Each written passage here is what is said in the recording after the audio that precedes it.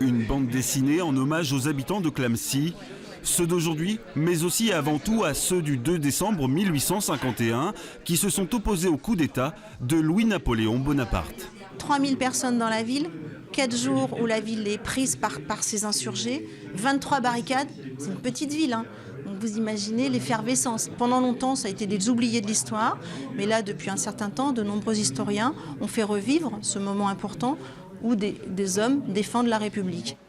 Des illustrations réalisées par le dessinateur Edmond Baudouin, où les Clamecycois d'aujourd'hui ont aussi leur place, à travers des portraits et des messages d'espoir.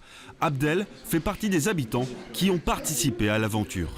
C'est vrai que se retrouver comme ça par le plus grand des hasards sur une BD, sur une histoire qui va marquer, qui va être racontée bien au-delà de Clamecy, voilà, on est un petit peu touché, ému et en même temps très flatté.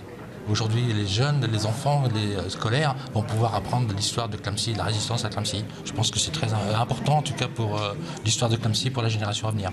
Une histoire et un festival qui font de Clamecy, durant quelques jours, la capitale de toutes les formes de résistance. Invité majeur du festival, Christiane Taubira, qui prône l'égalité pour résister aux extrêmes. L'égalité est une ambition forte qui se traduit par des droits, qui se traduit aussi par une relation, c'est-à-dire le souci d'agir ensemble. Donc la résistance, elle a encore toute sa place, notamment lorsque le monde traverse une période de grande morosité, de grands périls et où les sociétés risquent de se disloquer. À travers ses expositions, conférences et projections, le festival se veut porteur d'espoir en démontrant que toute initiative positive peut faire changer le monde.